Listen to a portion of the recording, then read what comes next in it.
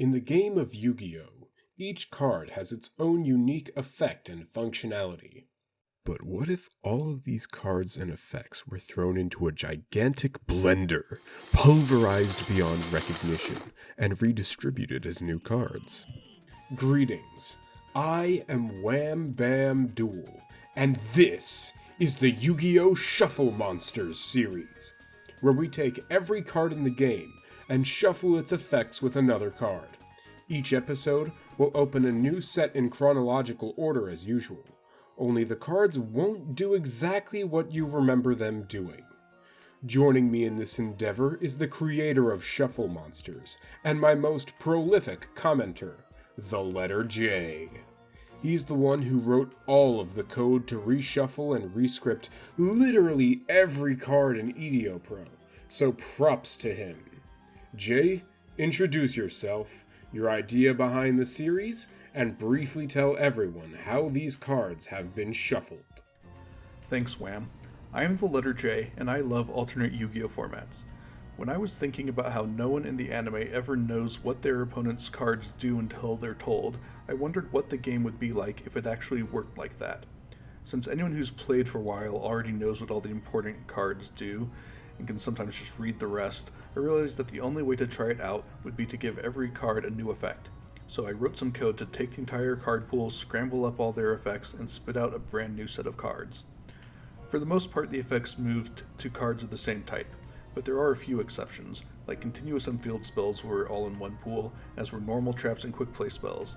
For monsters, we combined fusions and synchros into the same pool. So now Wham and I each have a unique set of cards, we can't read each other's effects, and we're posed to have some never-before-seen broken interactions. Furthermore, because we want to show off as many interesting new cards as possible, we're each going to give ourselves 3 copies of whichever spell card now has the effect of the standard polymerization. Since we won't really know what the cards are going to do in our drafts, we're not going to focus on opening the packs as much. Instead, we're going to load our drafts as a custom ban list in EDO Pro, so that there won't be any confusion when deck building.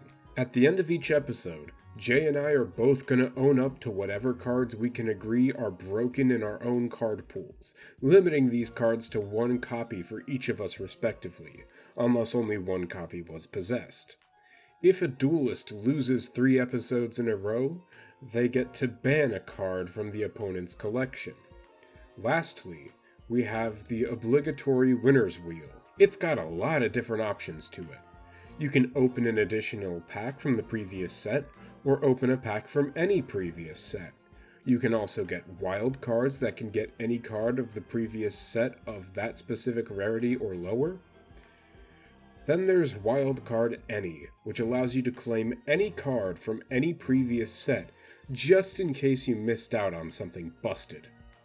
There are also options to ban and unban, but lastly, a single slice on this wheel will give whoever spins it the power to reshuffle the entire game, dramatically changing the playing field in a completely random direction. Of course, if they like where their cards are at, or they're a coward, they can just choose to respin the wheel instead of reshuffling. With these rules in place, there's no telling what we can come up with when we play the Yu-Gi-Oh! Shuffle Monsters series.